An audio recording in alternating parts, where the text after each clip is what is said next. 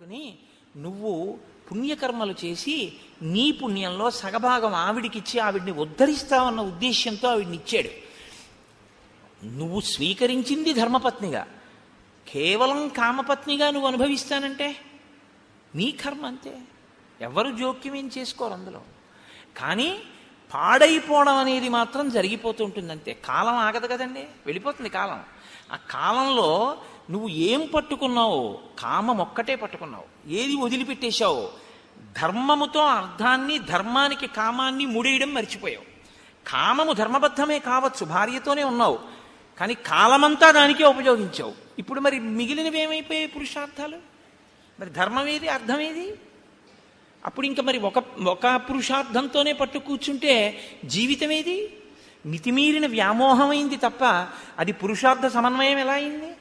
పాడవుతున్నట్ట, సన్మార్గంలో ఉన్నట్ట. అందుకనన్నారు మహర్షి, సత్పురుషుల మార్గమును విడిచిపెట్టాడు అన్నారు. అంటే పురుషార్థములను సమన్వయం చేసుకోవడం రాలేదు. రాజ్యాన్ని వదిలిపెట్టి కేవలం భార్య యందు మనసు పెట్టుకున్నాడు. ఇంకొక ఆయన మహాపురుషుడు, ఆయనేం చూస్తున్నారు? ఆయనకి ఆయన తిరిగారు ఈయనతో పాటే, హనుమ. ఆయన అప్పుడు ఆయనకి ఒకటే, ఇప్పుడు ఆయనకి ఒకటే. ఇప్పుడు ఆయన ఏం ఆలోచిస్తున్నారు? మహానుభావుడు రామచంద్రమూర్తికి మాట ఇచ్చాడే, ఆయన అలా అరణ్యంలో కూర్చుని ఉన్నారే, మన గుహలో కూర్చున్నారే. మరి శరత్కాలం వచ్చేసింది, ఈయనేమో చెయ్యవలసిన ప్రణాళికారచన చెయ్యట్లేదు. ఇంతకీ ఎక్కడ బయలుదేరాను? పిడుగు ధ్వని వెలుతురు, ముందు ప్రణాళికారచన అన్నది ఒకటి ఉండాలి కదా. ఆయన కోపడ్డాక నువ్వు వానరాల్ని పిలవడం వేరు, నువ్వు ముందు ప్రణాళిక ఏది నీకు? రేపు రాముడు వచ్చి అడిగితే ఏం చెప్తావు? కనీసం అయ్యా నేను ఒక కబురు చేశానండి అని చెప్పడానికి నీకు ఒకటి ఉండాలిగా, చేసిన పని. అసత్యం చెప్పలేవుగా రాముడితో. ఇప్పుడు ప్రభువుని రక్షించడం అంటే అది మంత్రి అంటే. కనీసంలో కనీసం ఈయనకి గుర్తు చేసి ఆ సైన్యాధిపతిని పిలిచి, ఒరే సైన్యాలన్నీ సిద్ధం చేయండిరా, మనం ఎప్పుడప్పుడు వెడదామంటే, ఒకవేళ రాముడికి కోపం వచ్చినా అయ్యా నేను కబురు చేశానండి అని చెప్పడానికైనా ఉంటుంది. బతుకుతాడు రాజు. రాజుని రక్షించాలి సచివుడు. కాబట్టి మహానుభావుడయ్యాడు హనుమ. అందుకే ఆయన ఎక్కడుంటే అక్కడ బ్రతుకుతారు మనుషులు, ఆయన ఎక్కడుంటే అక్కడ బ్రతుకుతారు. కాబట్టే ఇప్పుడు ఆయన సాచివ్యం చేశారు. కాబట్టి ఆయన ఆలోచించారు. ఆలోచించి సుగ్రీవుడి దగ్గరికి వెళ్ళి ఆయన ఒక మాట చెప్తున్నారు. తదిదం మిత్ర కార్యం నః కాలాతీతం అరిందమ తదిదం క్రియతాం రాఘవస్వైత వైదేహ్యా పరిమార్గణం తదిదం వీర కార్యంతే కాలాతీతమరిందమ. నీవు మిత్రకార్యమును చెయ్యవలసినటువంటి అవసరం ఉంది. నీకు మిత్రులు ఉపకారం చేశారు, తిరిగి నువ్వు ప్రత్యుపకారం చెయ్యాలి. ప్రత్యుపకారం చెయ్యడం అనేటటువంటిది నీ మనసులో అవకాశం సావకాశం అని అనిపించినప్పుడు చేయడం కాదు. ఏ కాలంలో చెయ్యాలో ఆ కాలంలో చెయ్యాలి. ఏ కాలంలో చెయ్యాలని రాముడు చెప్పాడు? వర్షాకాలం అయిపోయాకని చెప్పాడు. వర్షాకాలం అయిపోయింది, నువ్వు మొదలు పెట్టాలి. ఇప్పుడు రాముడి వైపు నుంచి కాదు మొదలవ్వలసింది, రాముడు నీకు ఇచ్చిన సమయం అయిపోయింది. ఇప్పుడు ప్రత్యుపకారం నీ వైపు నుంచి మొదలవ్వాలి. నువ్వు దాన్ని విస్మరించావు. కాబట్టి ఇప్పుడు ఎప్పుడైతే నువ్వు విస్మరించావో నువ్వు కృతాపరాధుడవయ్యావు, నువ్వు అపరాధం చేసిన వాడివయ్యావు. ఆయన ఇంకా చాలా గొప్ప ధర్మంలో ఉన్నాడు. ఏమిటి ఆయన పట్టుకున్న గొప్ప ధర్మం? నచ కాలం అతీతంతే నివేదయతి కాలవిత్ పరమాణోపి సన్ ప్రాజ్ఞ తవ రాజన్ వశానుగ. ఇచ్చిన కాలం దాటిపోయింది, సుగ్రీవుడు ఏ ప్రయత్నం చెయ్యట్లేదు అని తెలుసున్నా ఆయన ఇంకా ఓపిక పడుతున్నాడు. పోన్లే చూద్దాం చూద్దాం చూద్దాం అని ఆలోచిస్తున్నాడు. నీ అంత నువ్వు ముందుకొస్తే తనొక కఠినమైన మాట అన్నానన్న బాధ తనకు మిగలకూడదని నువ్వు ఇది గుర్తించట్లేదు. గుర్తించకుండా కాలమును దుర్వినియోగం చేస్తున్నావు. ఒకసారి దుర్వినియోగం కాని అయిందో ఆ తర్వాత నువ్వు మనసులో ఉపకారం చేద్దామని అనుకున్నా సరే కాలమునందు చెయ్యవలసినది చెయ్యలేదు కనుక నువ్వేం చేయవలసి ఉంటుందో తెలుసా? తల ఉంచుకుని నిలబడి క్షమార్పణ చెప్పి ఆ పని చేయవలసి ఉంటుంది.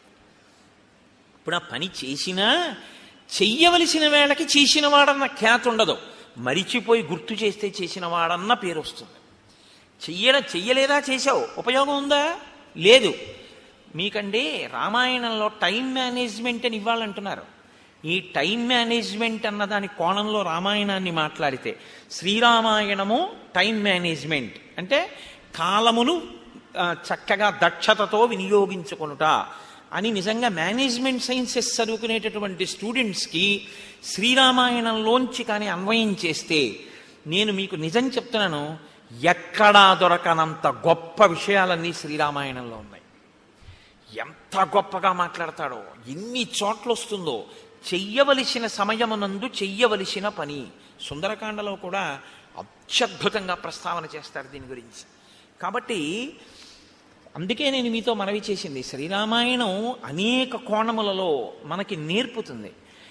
వ్యామోహాలకి లొంగిపోకుండా చెయ్యవలసిన సమయానికి చెయ్యవలసిన పనికి టక్కన లేచిపోగలిగిన శక్తి ఎక్కడి నుంచి వస్తుందంటే రామాయణంలోంచే వస్తుంది.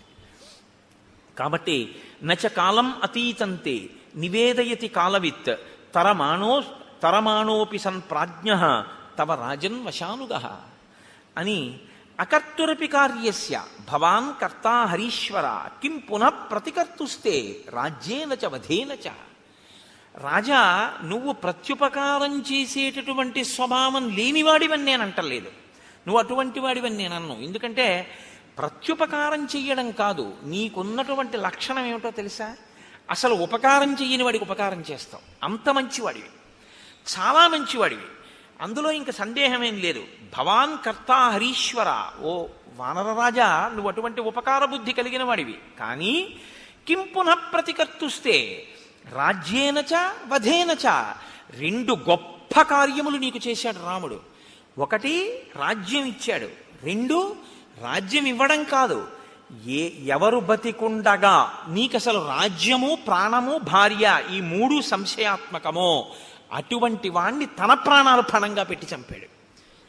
వాలి ఇలా చూశాడు అనుకోండి, ఆయన వేగానికి హద్దు ఉందంటే ఇంకా అంటే రాముడు నిగ్రహించలేడా అన్నది పక్కన పెట్టండి, చాలా పెద్ద ప్రమాదకరమైన పరిస్థితి వచ్చేస్తుందా, వచ్చేదా? కాబట్టి తన ప్రాణములను పణంగా పెట్టి వాలిని వధించాడు. నువ్వేం చేస్తున్నావు? చెయ్యవలసిన సమయానికి చెయ్యవలసినటువంటి పని చెయ్యాలి. ఏమండి, నేను ప్రత్యుపకారం చెయ్యని వాడిని కాను, ఎవరో నాకు ఉపకారం చెయ్యని వాళ్ళకు కూడా వాళ్ళకి చేశాను, వీళ్ళకి చేశాను, వాళ్ళకి చేశానంటే నువ్వు నోరు ముయ్యవయ్యా. నీ ఈ రాజ్యం అసలు చేయడానికి ఎవడిచ్చాడు? ఆయనకి చెయ్యని దానికి మిగిలిన వాళ్ళకి చేస్తే ఎంత, చేయకపోతే ఎంత, అసలుది చేశావా అని అడుగుతారు. ఏది ముఖ్యమో అది వదిలిపెట్టావు, ఏవి చిన్న చిన్నవి చేసినా చేయకపోయినా పర్వాలేదో అవి చేస్తున్నావు. ఏమిటి ఉపయోగం? కొన్ని వేళ పట్టున చేయవలసి ఉంటాయి, కొన్ని వేళ తప్పి చేసినా వచ్చే ప్రమాదం ఏమి ఉండదు. అవి వేళ పట్టున చేయవలసినవి వేళ పట్టున చేసేయాలి మీరు. దానికి మీరు ఇంకా ఎంత ఖచ్చితంగా ఉండాలంటే అందులో ప్రత్యేకమైనటువంటి క్రమశిక్షణ ఉండాలి. ప్రత్యేకించి బ్రాహ్మీ ముహూర్తంలో అంటే ఉదయం వేళలో ఎంత త్వరగా వీలైతే అంత త్వరగా పూజామందిరంలోకి వెళ్ళిపోవాలి. పూజామందిరంలోకి వెళ్ళడానికి తను దానికి సిద్ధపడడానికి మధ్యలోకి ఎంతో అవసరమైతే తప్ప, అసలు తప్పించడానికి కుదరకపోతే తప్ప మీరు ఎట్టి పరిస్థితుల్లోనూ ఏ కార్యాన్ని దాని మధ్యలోకి రావడాన్ని మీరు అనుమతించకూడదు. ఉదయం లేవడము అంటే దేని కొరకు? పూజామందిరంలోకి వెళ్ళిపోవడం కొరకే. దానికి దీనికి మధ్యలోకి ఏదీ రావడానికి వీల్లేదు. అది భక్తిరస సంబంధమైన టీవీలో కార్యక్రమమే కావచ్చు, రావడానికి వీల్లేదు. మీ కాయిక కైంకర్యం ఏమైపోయింది మీ సింహాసనం దగ్గర? మీరు మీ సింహాసనాన్ని అర్చించద్దు, మీరు వెళ్ళిపోవాలంతే పూజామందిరంలోకి. ఏవో కొన్ని ఉంటాయి శరీరమాద్యంకులకిది ధర్మ సాధనం. ఒక్కొక్కడికి వ్యాయామం చేయకపోతే ఇబ్బంది, తప్పదు, వెళ్ళాలి. వాడి కర్మ, వాడికి భక్తి ఉన్నా వెళ్ళాలి. కానీ నేను మీతో మనవి చేసేది అదే, అప్పుడు కూడా మీరు మానసికం చేసేయచ్చు. ఇతరుల దృష్టిలో మీరు వాకింగ్కి వెళ్ళినట్టు ఉండొచ్చు, కానీ మీరు దాన్ని ఈశ్వరారాధనగా మార్చుకోవచ్చు. మీరు బెంగ పెట్టుకోక్కర్లేదు, అయ్యో నేను చేయలేకపోతున్నానని అనుకోక్కర్లేదు. ఆ ఆర్తిని ఈశ్వర పూజగా మలుచుకుని శరీరంతో వ్యాయామం చేసి రాగానే మీరు వెళ్ళిపోవాలంతే పూజామందిరంలోకి. తప్ప ఇక దాని మధ్యలోకి ఇంకోటి వచ్చేసింది అంటే మీ శ్రద్ధ నశించిపోయింది అని గుర్తు. ఇదే రావణాసురుడి విషయంలో సీతమ్మ అంటుంది, సన్నామివ మహాకీర్తిం శ్రద్ధామివ విమానితాం పూజామివ పరీక్షీణాం ఆశాం ప్రతిహతామివ. ఉపాసన రహస్యాలు చెప్పింది కాబట్టి సుందరకాండ. సుందరకాండ సుందరకాండే. శ్రీరామాయణంలో అది ఇంకా జీవధార సుందరకాండ. వచ్చేస్తోందిగా ఇంకెంత 2-3 రోజులు. కాబట్టి హనుమ మాట్లాడడం అంటేనండి శ్రీరామాయణంలో అలా ఉంటుంది. ఆయన మహానుభావుడు. ఆయన ఎక్కడైనా మాట్లాడితే మీరు చాలా జాగ్రత్తగా దృష్టి పెట్టి ఆ విషయాన్ని జాగ్రత్తగా చదవవలసి ఉంటుంది. చదివి ఇది నా జీవితంలో అన్వయం చేసుకునేటప్పుడు ఎక్కడొస్తోంది పొరపాటు, దీన్ని నేను ఎక్కడ దిద్దుకోవలసి ఉంటుంది అన్నది మీరు ఆలోచించుకుని మీరు వెంటనే మీ జీవితంలోకి సమన్వయం చేసుకోవడంలో కృతకృత్యులు కావాలి. అప్పుడు రామాయణం మీకు ఉపయుక్తం అవుతుంది. కాబట్టి రాజా నువ్వు తొందరపడవలసి ఉంటుంది. ఉండి వెంటనే రాముడికి ప్రత్యుపకారం చెయ్యి. ఇప్పుడు హనుమ చెప్పిన మాట అంటే వింటాడు. వినడం సుగ్రీవుడి లక్షణం, వినకపోవడం రావణాసురుడి లక్షణం. తప్పు చేయడం తప్పు కాదు, వినగలిగినటువంటి ప్రజ్ఞ ఉంటే బయటికి వస్తాడు, పర్వాలేదు. కాబట్టి ఇప్పుడు ఆయన వెంటనే నీలుణ్ణి పిలిచాడు. పిలిచి సంధిదేశాతిమతిమాన్ నీలం నిత్య కృతోద్యమం దిక్షు సర్వాసు సర్వేషాం సైన్యానాం ఉపసంగ్రహే. అన్ని దిక్కుల నుండి వానరములన్నిటినీ కూడా పిలిపించి సిద్ధంగా ఉంచు, మనం రామకార్యం మీద వెడదాం. ఇదొక్కటి చెప్పి మళ్ళీ మర్చిపోయాడు. అంతే. మళ్ళీ మధుసేవనం, మళ్ళీ భార్యలతో రమించడం, అందులో పడిపోయాడు. కానీ ఈ మాట సుగ్రీవుణ్ణి బతికించేసింది. అది ప్రభువుని బతికించడం అంటే. ఈ ఒక్క మాట చెప్పి ఉండకపోతే నిజంగా సుగ్రీవుడు చెప్పుకోవడానికి ఏమీ లేదు లక్ష్మణుడితోటి రాముడితోటి. ఇది నీలుడికి చెప్పాడు కాబట్టి బతికిపోయాడు సుగ్రీవుడు. ప్రాణభిక్ష పెట్టారండి హనుమ. సచివుడు మంత్రి అంటే అర్థం ఏమిటంటే నిర్మోహమాటంగా తన మీద పరిపాలన చేసేటటువంటి ప్రభువు యొక్క హితాన్ని ప్రజాహితాన్ని కోరి అందులో ఏ మొహమాటం లేకుండా సలహా చెప్పగలిగినటువంటి ప్రజ్ఞ ప్రకాశించిన వాణ్ణి మంత్రి అని పిలుస్తారు. అలా ఉండాలి సచివుడు అంటే. కాబట్టి హనుమ వెళ్ళి అంత ధైర్యంగా సుగ్రీవుడితో మాట్లాడారు. నీలుణ్ణి పిలిచి ఆదేశం ఇచ్చాడు. ఇచ్చిన తరువాత ఆ నీలుడు బయలుదేరాడు అని మనం అనుకోవలసి ఉంటుంది. ఇప్పుడు హనుమ ఏది ఊహించారో అది నిజమవుతోంది. మహాత్ముల ఊహలు ఎందుకు పోతాయండి? ఉత్తినే పోవు. శరత్కాలం వచ్చేసింది. శరత్కాల చిహ్నములను వర్ణించాడు రామచంద్రమూర్తి లక్ష్మణుడితోటి. వర్ణించి ఆ లక్ష్మణునితో ఒక మాట చెప్పాడు. అన్యోన్యబద్ధ వైరాణం జిగీషూణాం నృపాత్మజ ఉద్యోగ సమయ సౌమ్య పార్థివానాం ఉపస్థిత. ఇయం సా ప్రథమా యాత్ర పార్థివానాం నృపాత్మజ నచ పశ్యామి సుగ్రీవం ఉద్యోగంచ తథావిధం. ఇప్పుడు శరదృతు వచ్చింది కాబట్టి ఆకాశమంతా పిండారబోసినట్టుగా వెన్నెల ప్రకాశిస్తూ ఉంటుంది. కాబట్టి విశేషమైన చలిగాలులు కాని వర్షాలు కాని ఉండవు, వేడి ఉండదు. కాబట్టి రాజులందరూ కూడా జైత్రయాత్రలు చేస్తూ వాళ్ళు మనసులో విజయం పొందాలన్న ఆకాంక్షని నెరవేర్చుకునేటటువంటి సమయము ఆసన్నమైపోయింది. ఆ దిశగా ఉద్యోగం చేస్తున్నారు. ఉద్యోగం అంటే ప్రయత్నం. ఆ దిశగా రాజులందరూ ప్రయత్నం చేస్తున్నారు. నేను కూడా సీతమ్మ యొక్క ఎడబాటు వలన కలిగినటువంటి శోకము నుండి బయటికి రావడం కొరకు రావణాసురుని మీద యుద్ధానికి వెళ్ళవలసి ఉంది. కానీ ఎవరు నాకు ఇందులో తోడ్పడాలో ఆ తోడ్పడవలసినటువంటి ప్రధానమైన వ్యక్తి అయిన సుగ్రీవుడు మాత్రం అసలు దీని గురించి పట్టించుకున్నట్లు లేదు, విస్మరించాడు. అసలు ఇటువంటి ప్రయత్నం ఒకటి చెయ్యాలి అన్న ఆలోచన ముందు ఎవరికి రావాలో, ఇప్పుడు ఎవరికి వస్తే తప్ప కదలదో ఆయనకి రాలేదు. అంటే రాముడు ఒక్కడు చేయలేడా అండి? నరుడి కథగా మీరు వినండి. నేను మీతో తరచూ మనవి చేస్తున్నాను. ఇప్పుడు ఈ ఆక్రోశంలోంచి ఏ మాట వస్తుందో అదే వస్తుంది. మన్ని ఒక ఆయన పట్టించుకోలేదనుకోండి, అస్సలు ఏ ప్రాధాన్యత ఇవ్వకుండా ఏమీ పట్టించుకోకుండా నేను చేస్తానులేండి తప్పకుండానని అసలు ఆయన చేయడానికి దాని గురించి ఆలోచనే లేదనుకోండి, అప్పుడు మీరేమంటారు?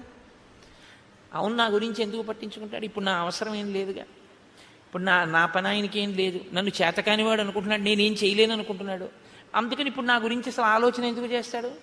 నేను వెళ్ళి ఆయన్ని అడిగితే చేసి పెడతానన్నాడు, కానీ కనీసం ఏమన్నా నేను ఇలా చేస్తాను చేయట్లేదు, మీ మాట నాకు జ్ఞాపకం ఉందని కూడా అంటలేదు. చూసావా, అంటాడా? అండా.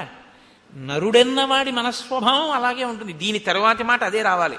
అలా రాకుండా ఏదో త్రికాల వేదిలా వశిష్ఠుల్లా విశ్వామిత్రుల్లా నాకు తెలుసు నీలుణ్ణి పంపించాడు, ఆ తర్వాత వ్యామోహంలోంచి బయటికి వస్తాడు, ఇలా మాట్లాడాడు అనుకోండి, నరుడు అవడు. నేను అందుకే మీకు తరచు మనవి చేస్తుంటాను, శ్రీరామ కథ నరకథ. ఒక నరుడు ఎలా ప్రవర్తిస్తాడో అలాగే మాట్లాడతాడు అని చెప్తుంటాను. కాబట్టి ఆయన అన్నాడు, అనాదో హృతరాజ్యోయం రావణేన చ దర్శిత దీనో దూరగృహ కామి మాం చైవ శరణంగతః. లక్ష్మణ, సుగ్రీవుడు ఏమనుకుంటున్నాడో తెలుసా? అనాథో, నేను అనాథుణ్ణి, నాకెవరు లేరు, నన్ను పట్టించుకునే వాళ్ళు లేరు. హృతరాజ్యోయం, నా రాజ్యం పోయింది. రావణేనచ దర్శిత, నేను రావణుడి చేత అవమానింపబడిన వాణ్ణి. దీనో, దీనుణ్ణి, నా భార్యని నేను రక్షించుకోలేని స్థితిలో ఉన్నవాణ్ణి. దూరగృహ, ఇంటి నుంచి చాలా దూరంగా ఉన్నాను, కష్టం చెప్పుకోవడానికి కూడా ఎవరూ లేరు. కామి, భార్య గురించి పరితపిస్తున్నటువంటి వాణ్ణి. మాం చైవ శరణంగత, నేను ఆ సుగ్రీవుణ్ణి శరణాగతి చేసి ఉన్నవాణ్ణి. కాబట్టి ఇప్పుడు ఆయన అనుగ్రహాన్ని బట్టి నా జీవితం తప్ప నా గురించి ఆయన పట్టించుకోవాలని ఎక్కడుంది లక్ష్మణ? ఈ మాట లక్ష్మణుడికి కోపం తెప్పిస్తుందా తెప్పించదా? అన్నయ్య ఏడిస్తే చూడలేని స్వభావం అనుకోండి. ఒక ఆయనకి రక్తం చూస్తే కళ్ళు తిరిగి పడిపోతాడు. ఆయన్ని తీసుకెళ్ళి మీరు నా గోరు చుట్టూ ఆపరేషన్ చేసేటప్పుడు నువ్వు నా చెయ్యెట్టుకో అంటే మీరు బాగానే ఉంటారు. ఆయన్ని తర్వాత మీరు సోడా క్యారేజ్ ఆయన తేవాలి కదా. ఆయన రక్తం చూస్తే తట్టుకోలేడు అన్నప్పుడు మీరు ఆయన్ని తీసుకెళ్ళకూడదు మీ గోరు చుట్టూ ఆపరేషన్ చేయించుకోవడానికి కదండి. అంతేకాని మరి లక్ష్మణుడు రాముడి ఖేదాన్ని చూడలేడని రాముడికి తెలుసు, మరి ఎందుకు మాట్లాడుతున్నాడు అంటే ఒక్కొక్కసారి లోపల ఉన్నటువంటి శోకాన్ని ఆపడాన్ని నిగ్రహించడం ఎవ్వరికైనా సాధ్యం కాని స్థితి వస్తుంది. నరుడంటే అంతే. మనుష్యుడు అన్న మాటకు అర్థం ఏమిటంటే నిగ్రహించలేనంత బాధ కలుగుతుంది. అది తన భార్య విషయంలో కలిగితే ధర్మబద్ధం అండి. అది పరకాంత ఎందుకు కలిగితే తప్పు తప్ప తన భార్య ఎందుకు కలిగితే వేళ దాటిపోతోంది, శరదృతువు కూడా వచ్చేసింది. మరి ఆయన బాధపడ్డాడంటే అందులో తప్పే ఉంది. అటువంటప్పుడు నన్ను ఇలా పట్టించుకోలేదని మాట్లాడితే ఎంత సహజంగా పూర్ణమైన నరుడిగానే రాముడు మాట్లాడుతున్నాడు తప్ప ఒక ఈశ్వరుడిగా రాముడు ఎప్పుడూ మాట్లాడలేదు రామాయణంలో. కాబట్టి ఇత్యేతై కారణై సౌమ్య సుగ్రీవస్య దురాత్మనః అహం వానరరాజస్య పరిభూత పరంతప. అదిగో ఆ దురాత్ముడైనటువంటి సుగ్రీవుడున్నాడే, నన్ను పట్టించుకోకుండా ఇలా అవమానిస్తున్నాడు. నేను ఈ ఊరు బయట పర్వత గుహలో ఇలా పడున్నాను. తం ప్రవిశ్యచ కిష్కింధాం బ్రూహి వానరపుంగవం మూర్ఖం గ్రామ్య సుఖే సక్తం సుగ్రీవం వచనాన్ మమ. నువ్వు కిష్కింధా నగరంలోకి వెళ్ళు, అంతఃపుర ప్రవేశం చేయి, ఆ సుగ్రీవుడి దగ్గరికి వెళ్ళు. గ్రామ్య సుఖం అంటే కేవలము కామోపభోగమే జీవితానికి ప్రయోజనంగా బతుకుతున్నటువంటి ఆ సుగ్రీవుడి దగ్గరికి వెళ్ళి వచనాన్ మమ, నా మాటగా చెప్పు. అర్ధినాం ఉపపన్నానాం పూర్వంచా వ్యపకారిణాం అశాం సంసృత్యయో హంతి సలోకే పురుషాథమః. మిత్రులైన వారి దగ్గర ఉపకారాన్ని పొంది ప్రత్యుపకారం చేస్తానని మాట ఇచ్చి చెయ్యవలసిన ప్రత్యుపకారాన్ని చెయ్యకుండా వేళ దాటిపోయినా దాని గురించి పట్టించుకొని వాడెవరున్నాడో వాడిని పురుషాధముడు అని లోకం పిలుస్తుంది. శుభం వాయది వా పాపం యోహి వాక్యం ఉదీరితం సత్యేన ప్రతిగృహ్ణాతి సవీర పురుషోత్తమ. ఆ చేసేటటువంటిది పాపమా పుణ్యమా అన్నది కూడా పక్కన పెట్టి మిత్రుడికి ఇచ్చినటువంటి మాటకి కట్టుబడి ఆ కార్యం చెయ్యడానికి ప్రయత్నించేవాడెవడో వాణ్ణి పురుషోత్తముడు అని పిలుస్తారు. కృతార్థాహ్యకృతార్థానాం మిత్రాణం నభవంతియే తాన్ మృతానపి క్రవ్యాదాహ కృతఘ్నాన్ నోపభుంజతే. ఎవరు మిత్రులు చేసిన ఉపకారము వలన తాను గట్టెక్కి మిత్రుణ్ణి గట్టెక్కించడానికి ఉపకారం చెయ్యవలసిన సమయంలో ఉపకారం చెయ్యకుండా ముఖం చాటేసి తిరిగి జీవితాన్ని వెళ్ళబుచ్చుకునే ప్రయత్నం చేస్తాడో అటువంటి వాడు మరణించిన తరువాత వాడి శరీరాన్ని కుక్కలు కూడా ముట్టుకోవు అని చెప్పు. నూనం కాంచన పృష్టస్య విహృష్టస్య మయారణే ద్రష్టుం ఇచ్చతి చాపస్య రూపం విద్యుద్గణోపమం. బంగారు మొనలతో ఉన్నటువంటి నా ధనస్సుని పట్టుకుని నేను మళ్ళీ యుద్ధభూమిలో నిలబడి వింటినారిని విప్పి ధనస్సుని వంచి వింటినారిని కట్టి నా అక్షయ బాణ తూణీరంలోంచి మెరిసిపోతున్న బంగారు బాణాన్ని వింటినారిని ధనుష్టంకారం చేసి బాణమును తొడిగి ప్రయోగించడానికి సిద్ధపడినప్పుడు వచ్చేటటువంటి పిడుగుల ధ్వనిని వినాలని సుగ్రీవుడు కోరుకుంటున్నాడేమో కనుక్కో. అంటే విడిచిపెట్టడానికి సిద్ధంగా లేనని చెప్పు. ఎంత మర్యాదగా ఉంటుందో చూడండి ఆ మాట. నిన్ను చంపేస్తాను అనడు. నా బాణపు అల్లెత్రాడు కట్టి బాణప్రయోగం చేయడానికి సిద్ధంగా ఉన్నప్పుడు నేను చేసేటటువంటి ధనుష్టంకారాన్ని యుద్ధభూమిలో వినాలనుకుంటున్నాడా అడుగు. అంటే శత్రువుగా నిలబడిపోవలసి వస్తుందని గుర్తుపెట్టుకోమ్మ మనం అని కఠినంగా మాట్లాడ్డాం. ఆ మాటలో కూడా ఎంత సౌమ్యంగా ఉంటుందో, అప్పుడు కూడా ఎంత మాటలో ఎక్కడ మీకు అశ్లీలత కానీ అసలు ఆ మాటలో వ్యగ్రత కానీ కనపడవు. అంత అందంగా ఉంటుంది ఆయన మాట్లాడితే. అందుకే శ్రీరామాయణాన్ని బాగా చదివి రామాయణం బాగా జీర్ణమైనటువంటి వాళ్ళు కోపంతో మాట్లాడినా అందంగానే ఉంటుంది. ఎందుకంటే ఆ భాష అటువంటి సుసంపన్నమైన హృదయం అలవాటు అవుతాయి. కాబట్టి నచ సంకుచిత పంథ ఏన వాలీహతో గత సమయే తిష్ట సుగ్రీవ మా వాలి పదమన్వగాహ. వాలి విడిపోయినటువంటి మార్గం ఇంకా మూసుకుపోలేదు, తెరిచే ఉందని గుర్తు చెయ్యి. అలా వెళ్ళాలి అనుకోకపోతే తానన్న మాట నిలబెట్టుకోమన్నానని చెప్పు. వాలి వెళ్ళిన మార్గం మూసుకుపోలేదంటే అటు పంపిస్తానని చెప్పంటే వాలిటి వెళ్ళాడు, మృత్యువుని పొందాడు, అదే పొందుతాడని చెప్పు. ఆ మాట నోటితో అండవు. ఎందుకంటే మిత్రుడి విషయంలో అసలు ఆ మాట నోటి వెంట రాకూడదు. కాబట్టి ఎంత అందంగా మాట్లాడుతున్నాడో చూడండి. తన ధర్మం నుంచి తాను ఒక్క అడుగు తొట్టుపడకుండా నిలబడుతుంటాడు ఇప్పుడు. ఆ కోపంలో కూడా. అందుకే ఆయన మహానుభావుడు కోపం తెచ్చిపెట్టుకుంటాడు తప్ప కోపానికి వశుడు కాడాయన. ఆయన ఒక్క అరణ్యకాండలోనే అలా వశుడైంది. లక్ష్మణుడు చెప్పగానే మళ్ళీ మాట విన్నాడంతే. కాబట్టి అంత అందంగా ఉంటుంది ఆ మాట. కోపానికి వశుడైపోయినటువంటి వాడి వెర్రికేకలు, వాడి మాటలు, వాడి నోట్లోంచి వచ్చే ధూర్త ప్రలాపన ఇంకోలా ఉంటాయి. కోపాన్ని అదుపులో పెట్టుకుని తను ఎక్కడ మనస్సులో బాధపడుతున్నాడో దాన్ని అవతలవాడికి సందేశాత్మకంగా అందించాలనేటటువంటి ప్రజ్ఞ ఉన్నవాడి యొక్క వాగ్ధోరణి అనన్య సామాన్యంగా ఉంటుంది. భావము యొక్క వ్యగ్రత ఉంటుంది తప్ప భాష యందు వ్యగ్రత ఉండదు. భావము మాత్రం సుస్పష్టంగా ఉంటుంది, అందులో సందేహమే ఉండదు. కానీ భాష మాత్రం అమంగళకరమైనది కానీ అశ్లీలమైనది కానీ వినడానికి ఖేదంగా ఉండేటటువంటిది కానీ అటువంటి భాష వాడరు. ఎందుకో తెలుసా అండి? అక్షరములన్నీ కూడా పరాశక్తి యొక్క స్వరూపం. అమ్మవారి స్వరూపం ఇది వేరు. ఈ స్వరూపాన్ని స్థూల రూపం అంటారు. ఇది కాకుండా అమ్మవారికి ఒక రూపం ఉంటుంది. ఆ రూపం అక్షరాలన్నీ సంస్కృతంలో మాతృకలు అని పిలుస్తాం. ఆ అక్షరాలన్నీ ఏ ఉంటాయో ఆ అక్షరాలన్నీ అమ్మవారి యొక్క స్వరూపాలు. శబ్దము మనం అక్షరాన్ని ఉపయోగించడానికి నాలుకని తిప్పినప్పుడు ఉపయోగించేటటువంటి మాట ఉందే, అది ఆ శక్తి అమ్మవారి అనుగ్రహంతో పలుకుతాం అక్షరాలు. అందుకే అక్షరములే పదములు అవుతాయి, పదములు వాక్యములు అవుతాయి, వాక్యములలో అర్థం ఉంటుంది. మీరు అక్షరాల్ని ఎన్ని మాటలు దుర్వినియోగం చేశారో అన్ని మాటలు పరాశక్తి లెక్కలోకి తీసుకుంటుంది. వీడు నా స్వరూపాన్ని ఖేదపరిచాడు, అక్షర స్వరూపాన్ని దుర్వినియోగం చేశాడు అని. అందుకే మాట చాలా పొందికగా ఉండాలి తప్ప మాటలో అసలు ఏ మాటలు నోటి వెంట రాకూడదో ఆ మాటలు నోటి వెంట తరచు ప్రయోగించడం కానీ, ఏ మాటలు నోటి వెంట అస్తమానం మాట్లాడకూడదో ఆ మాటల్ని వాడడం కానీ చేయకూడదు. మాటకున్నటువంటి బలహీనత ఏమిటో తెలుసా అండి? మనసు పట్టుకుంటుంది. దానికి అదొక పెద్ద ఇబ్బంది. నేను మీతో చెప్పాక బలహీనత బలం అవే. మీరు చాలాసేపు మీకు రాకపోయినా మీరు అలా వినండి. ఆ గురు ప్రార్థన అదే పనిగా ఓ గంట సేపు విన్నారనుకోండి, అంతవరకు ఎందుకంటే పోనీ గురు ప్రార్థన కాసేపు వదిలేయండి, పోనీ ఏదో సంస్కృతంలో సంక్లిష్ట పదజాలంతో ఉందండి అంటారా, పక్కన పెట్టేయండి. మీరు ఏదో రామదాస్ గారి కీర్తన పెట్టుకుని ఒక గంటన్నరో అలా ఆ కీర్తనలు విన్నారనుకోండి, అన్ని కీర్తనల మీద మీ మనస్సు నిలబడదు.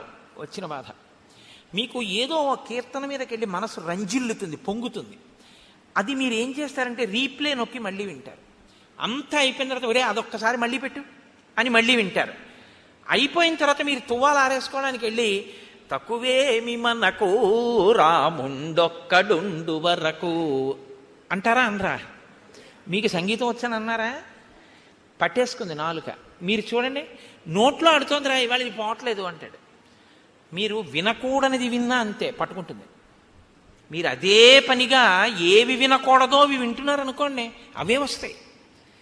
ఇవాళ దేశంలో ఉన్నటువంటి పెద్ద దౌర్భాగ్య స్థితి ఏమిటో తెలుసా అండి? నేను పదే పదే విమర్శించానని మీరు అనుకోవద్దు.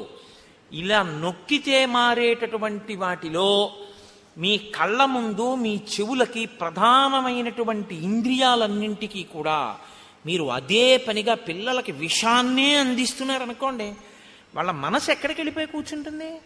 అక్కడే కూర్చుంటుంది. దాని మీదే వాడికి వ్యామోహం పెరిగిపోతుంది. ఇంకా ఇంద్రియాలు ఎప్పుడూ దాని మీదే పనిచేస్తే మనసు దాంతో తాదాత్మ్యత చెందిపోతుంది, వెంపర్లాడిపోతుంది దానికోసమే. అదే చూడాలి, అదే చూడాలి, అదే చూడాలి తాపత్రయం. ఏమిటి చూడడానికి ఇందులో అని పడుకోలేడు. మారి మారి మారి మారి అది రామకృష్ణ పరమహంస మాటల్లో అయితే నల్లమందు మరిగిన నెమలి అంటారు. ఆయన మనస్సు గురించి మాట్లాడుతూ ఒకసారి ఎంత చెప్పినా శిష్యుడికి అర్థం కాలేదు. అర్థం కాకపోతే ఆయన అన్నారు, నీకు చూపిస్తాను చూడు మనస్సు అంటే ఎలా ఉంటుందో అన్నారు. ఇవాళ మధ్యాహ్నం 3 అయింది కదా, ఇప్పుడు నీతో నేను మాట్లాడుతున్నప్పుడు లోపల నల్లమందు ఉంది, ఓ నల్లపూసంత నల్లమందు పట్టరా అన్నారు. నెమలి ఎప్పుడు తినలేదు, నెమలి ఏదో తింటూ ఉంటుంది. అలా తింటున్న నెమలిని పిలిచి ఆయన నల్లమందు అక్కడ పెట్టి తినిపించారు. ఆ చిన్న నల్లమందు గుళిక తిండేది. అది మర్నాడు 3 గంటలకు వచ్చేసింది. వచ్చేసి రెక్కలు అల్లారుస్తూ ఓ క్రాంఖణం చేస్తోంది. ఆయన మళ్ళీ ఓ పిసర్ నల్లమంది ఎట్టారు. అది మళ్ళీ తినేసి వెళ్ళిపోయింది అంతే వెంటనే. ఇక 3 అయ్యేటప్పటికి మీరు ఎన్ని పెట్టండి, ఆ నల్లమందు పెట్టకపోతే మాత్రం దానికి నిద్ర పట్టదు. అది ఇంకేమీ తినదు. అది మిగిలిన వాటిని కూడా పొడి చేస్తుంది. అంటే అంత గొప్ప నెమలి ఒక్కసారి నల్లమందు పుచ్చుకోవడానికి అలవాటు పడింది అంతే. ఇప్పుడు అది నల్లమందుకి బానిసైంది. మీ మనసు నల్లమందు విషయమే కాదు, మీ ఇంద్రియములనేటటువంటి ద్వారములను తెరిచి దేన్ని లోపలికి పుచ్చుకోవడానికి అలవాటు చేశారో దాన్ని పుచ్చుకొమ్మనే జరుగుతుంది. మీరు అదే పనిగా ఒక దానికి అలవాటు పడిపోయారనుకోండి, ఇంక అదే పని. ఇంకేమున్నదండి ఇప్పుడు ఇవాళ లోకంలో? నేను తరచు విమర్శించానని మీరు దయచేసి ఏమనుకోవద్దు. వేళ లేదు, పాలలేదు. అసుర సంధ్య వేళ దీపాలు పెట్టారు అంటే సనాతన ధర్మంలో ఈ దేశంలో ఒక గౌరవం ఉంది. దీపం పెడితే ప్రతి ఇంటిలోనూ కూడా గృహలక్ష్మి అయిన ఆడది మంగళసూత్రాన్ని కళ్ళకద్దుకుంటుంది. అవునా కదా? సంధ్యాదీపం వెలిగించారు అంటే మంగళసూత్రాన్ని కళ్ళకద్దుకుని ఓసారి ఆ గౌరమ్మకి నమస్కారం చేస్తారు. ఇవాళ ఇలా సంధ్యాదీపం పెట్టి మీరు ఇలా టీవీ పెట్టగానే మెళ్ళో మంగళసూత్రాలు లాగేస్తూ ఉండడం, లాగేసి విసిరేయడం, స్లో మోషన్లో అది ఎంత దూరం వెళ్ళి పడిపోయిందో చూపిస్తూ ఉండడం, లేకపోతే చచ్చిపోయిన శవాల్ని కాలుస్తున్నటువంటి దృశ్యాలు ఇంట్లో ఆ దిక్కున కనపడుతూ ఆ మంటల యొక్క దృశ్యాలు గోడల మీద వాటి మీద పడుతూ ఉండడం, భయానకంగా దాన్ని చూస్తూ ఉండడం, కొట్టుకున్నవి పొడుచుకున్నవి 1కి 4 మాటలు రీప్లే చూపిస్తూ ఉండడం, అర్ధరాత్రి వేళ ఘోరమైనటువంటి వాటిని సావధానంగా చూసే అవకాశం పిల్లలకి ఇవ్వడం, ఇవన్నీ పిల్లలకి ఇచ్చి మీ పిల్లలు మంచిగా ఉండాలని మీరు కోరుకుంటే ఎలా ఉండడం కుదురుతుందండి వాళ్ళకి? రోజు విషం పెడితే విషకన్య అవుతుంది తప్ప అది ఆవుదూడ ఎలా అవుతుంది? ఇవాళ మన దౌర్భాగ్యం అంతా దీని గురించే ఏడిచారు మహానుభావులు శాసనసభల్లో. సంస్కృతి నశించిపోతుందయా అని ఏడిచారు. సంస్కృతి నశించిపోయాక నీకు భౌతిక భోగం ఎంతున్నా దానివల్ల ఉపయోగం ఏమీ ఉండదు. Scientific advancement without an iota of restraint is totally dangerous to the entire society. మీరు ఆలోచించండి నేను అన్నమాట. సెల్ ఫోన్ 2-వీలర్ మీద వెడుతూ మాట్లాడకూడదన్న నిగ్రహం లేనటువంటి వాడికి మీరు సెల్ ఫోన్ ఇచ్చి పంపిస్తే వాడితో పాటు ఇంకో కుటుంబం అంతా ఆధారపడిన ఇంకో వ్యక్తి జీవితం కూడా ప్రమాదంలోకి వెళ్ళిపోతాయి. సైంటిఫిక్ అడ్వాన్స్మెంట్ తప్పనాలా? మనిషికి సెల్ఫ్ రెస్ట్రైంట్, తనని తాను నిగ్రహించుకోగలిగిన శక్తి లేకపోవడం తప్పనాలా? నిగ్రహం లేకపోవడం తప్పు. ఈ నిగ్రహం అస్తమానం నీకు ఎవడు నేర్పుతాడు? అంగుళం పోలీసుల్ని పెట్టి నీకు నేర్పుతారా? మనిషివి కాబట్టి నీకు ఉండాలి. మనిషిగా ఎలా బతకాలో రామాయణం చదివితే వస్తుంది. ఆ రామాయణం అందుకే మనుషుల్ని మనుషులుగా ఇబ్బంది లేకుండా బ్రతకగలిగినటువంటి స్థితి కావాలి అంటే మీరు ఏది చూడొచ్చో ఏది చూడకూడదో, మీ మనసు ఎందుకు పాడవుతుందో, మీ మనసు ఎందుకు పవిత్రం అవుతుందో మనోరంజకత్వం కోసం కావాలి.